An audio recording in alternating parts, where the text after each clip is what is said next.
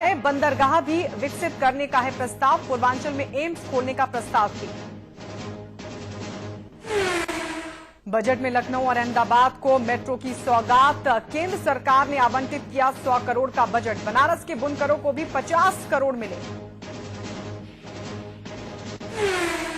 Budget में उत्तराखंड को भी मिला तोहफा। वित्त मंत्री ने किया हिमालयन स्टडी केंद्र बनाने का ऐलान। मोदी सरकार के पहले आम बजट में दिखा किसानों पर फोकस। सरकार ने कृषि ऋण के लिए रखा 8 लाख करोड़ रुपए का लक्ष्य। भूमिहीन किसानों के लिए 5 लाख रुपए का कर्ज देने का प्रस्ताव। और बिजनौर में पुलिस और ग्रामीणों के बीच हुआ संघर्ष। पुलिस ने ग्रामीणों पर किया लाठीचार्ज। लाठीचार्ज में कई ग्रामीण घायल। झड़प के दौरान एक दरोगा का सर भी फूटा।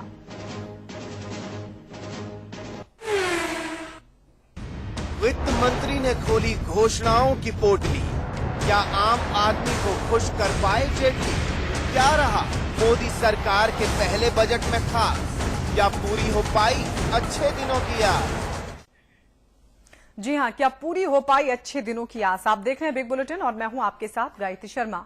मोदी सरकार की अहम परीक्षा थी आम बजट, और इस अहम परीक्षा में पास होना भी बहुत जरूरी था, क्योंकि रेल बजट के बाद पूरे देश की निगाहें आम बजट पर अटकी हुई थी। सबकी जुबान पर एक ही बात थी, जेटली की पोटली से आखिर क्या निकलेगा। और जब वित्त मंत्री ने अपना पिटारा खोला तो सबको खुश करने की कोशिश की और कामयाब भी रहे। अब सवाल है कि क्या पूरी हो पाई है अच्छे दिनों की आस? वित्त मंत्री ने खोली घोषणाओं की पोटली। क्या आम आदमी को खुश कर पाए जेटली? क्या रहा मोदी सरकार के पहले बजट में खास? क्या पूरी हो पाई अच्छे दिनों की आस?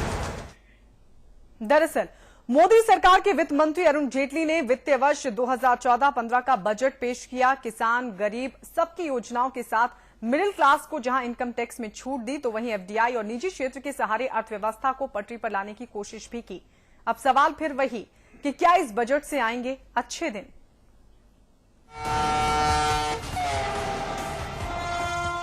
दो दिन पहले ही उम्मीदों की पटरी पर गौड़ा ने रेल दौड़ाई थी और हाई स्पीड से लेकर बुलेट ट्रेन के साथ अपने पिटारे से एक से बढ़कर एक प्लान पेश किया था।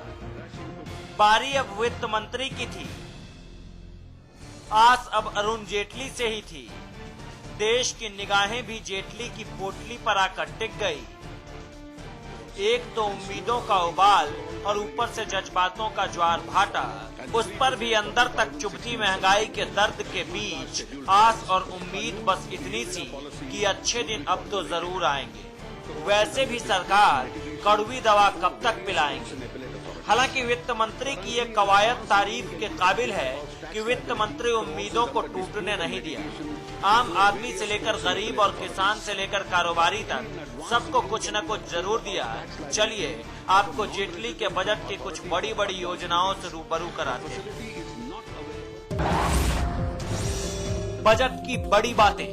गंगा संरक्षण मिशन नमामि गंगा के लिए 2037 करोड़। 8500 किलोमीटर नए नेशनल हाईवे बनेंगे। 16 नए बंदरगाह प्रोजेक्ट।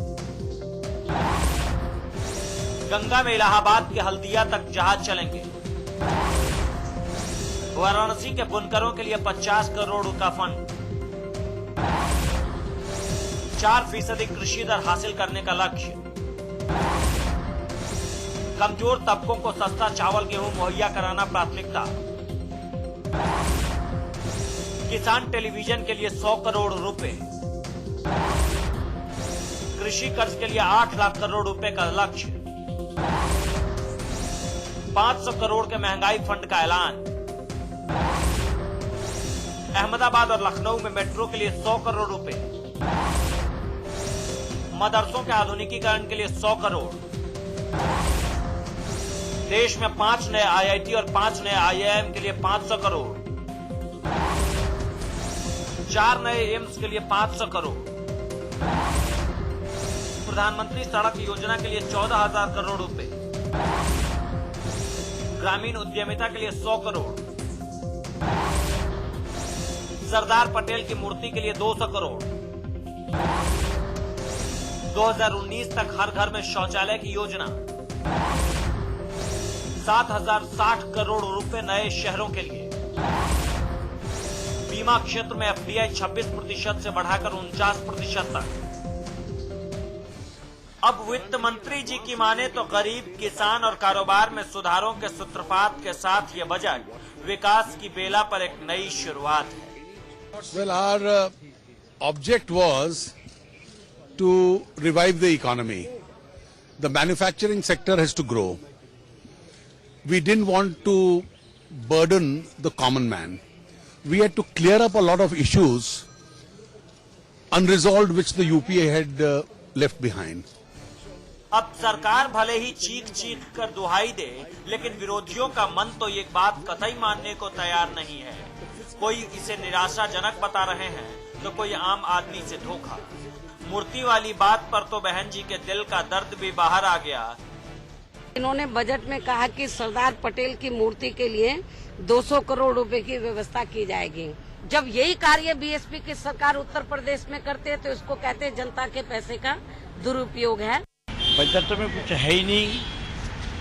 आप देखिए बजट में केवल इन्होंने खुश किया है बड़े बड़े घराने को, कुछ पूंजीपति। जो बजट है वो निराशाजनक है। बजट में इस तरह की कोई दूरगामी नीति का ना ही उल्लेख और ना ही क्रियान्वयन किया गया है, जिससे पता चले कि किस दिशा की ओर ये सरकार इस देश को आर्थिक तौर पर ले जाने की कोशिश कर रही है। और जब से ये लोग आया देखो बारिश नहीं हो रहा है कहीं भी, प्रकृति भी ये लोग का साथ नहीं दे रहा है। देसी मुर्गी विलायती बोल सब चीज आएगा आएगा आएगा। हाँ एक चीज तो किया हम देखा, लैपटॉप सस्ता किया है ताकि मैसेज गंदा ही जब देंगे आरएसएस के लोग तो लैपटॉप में देखेगा, आप प्रचार करेगा। बहरहाल मोदी सरकार के पहले बजट में वित्त मंत्री ने हवाई किले तो नहीं बनाए, लेकिन उम्मीदों का आसमान जरूर बढ़ा रखा। सामाजिक सरोकार से लेकर तमाम स्कीमों को लागू करने की नई सोच के साथ सुधारों के कुछ कदम काबिले तारीफ ही हैं। अब ये तो आने वाला वक्त ही बताएगा कि घोषणाओं की पोटली से क्या आम आदमी को खुश कर पाए जेटली, क्योंकि बजट तो रहा खास, लेकिन क्या पूरी हो पाई अच्छे दिनों की आस। ब्यूरो रिपोर्ट के साथ साजिद अली, समाचार प्लस।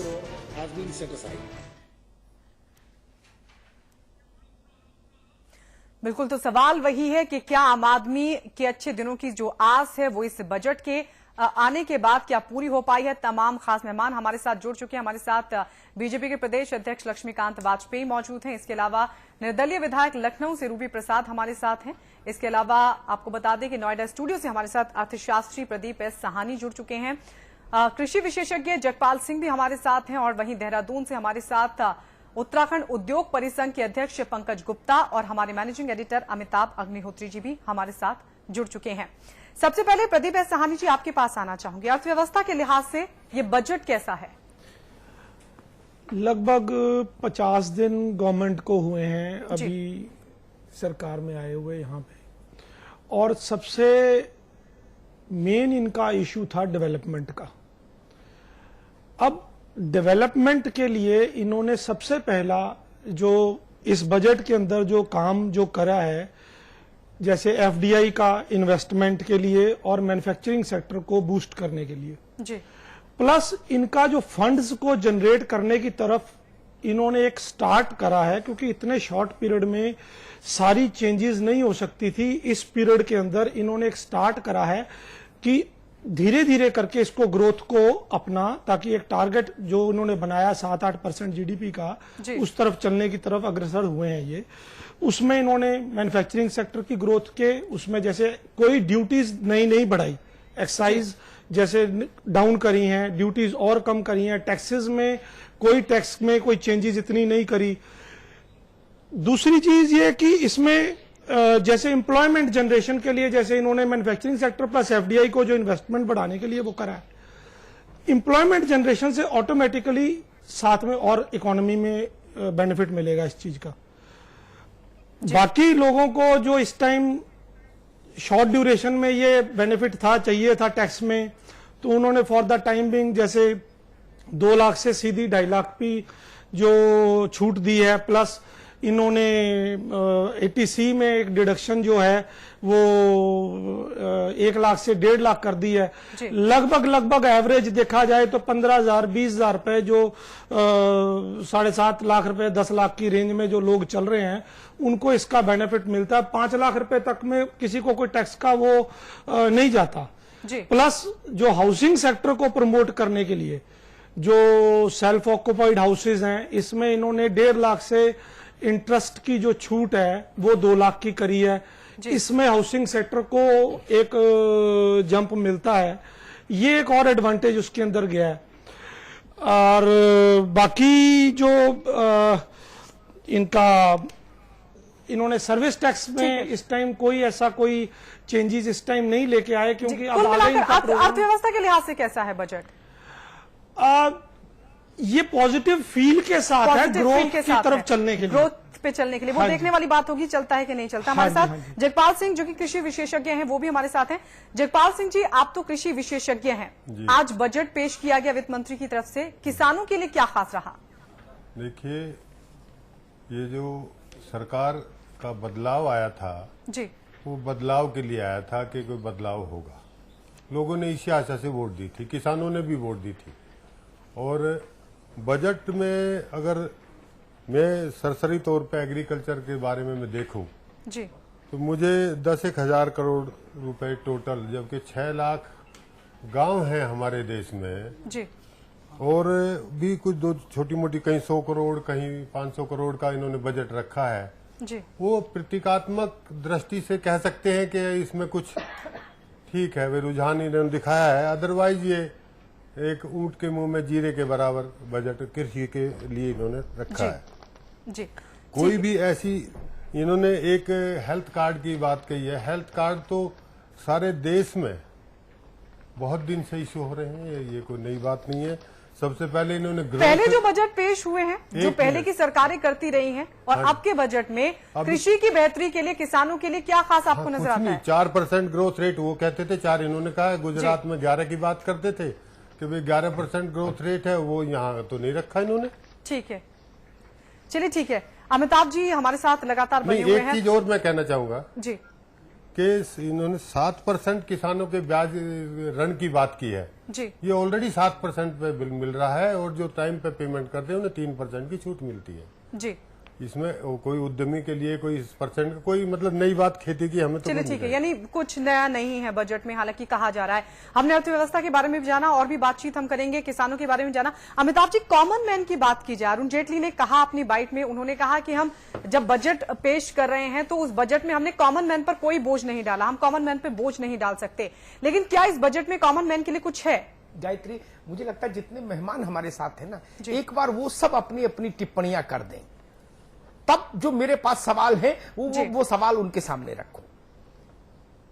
जिस पार्टी की सरकार है उस पार्टी के प्रदेश अध्यक्ष हमारे साथ हैं वाजपेयी जी, एक बार वो भी टिप्पणी कर दें जी। कांग्रेस के शायद हिला लखवी जी हमारे साथ अभी जुड़ेंगे, वो भी टिप्पणी कर ले। उसके बाद फिर कुछ सवाल हो तो मुझे लग रहा है कि बहस में एक जीवंतता आएगी। बिल्कुल, हम उद्योग परिसंघ के अध्यक्ष पंकज गुप्ता के पास चलेंगे। पंकज जी, आपको क्या लगता है इस बजट में आपके लिए क्या कुछ खास रहा?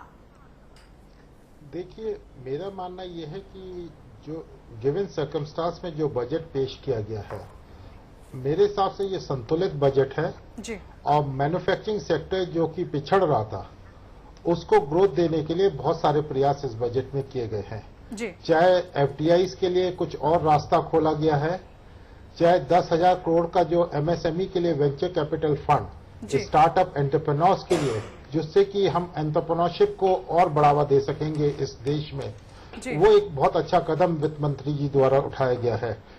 कैपिटल एक्सपेंडिचर को बढ़ाने की जो बात की गई है, उससे जो है इकोनॉमिक स्लोडाउन जो इस टाइम चल रहा था उसको भी एक तरह से बूस्ट मिलेगा।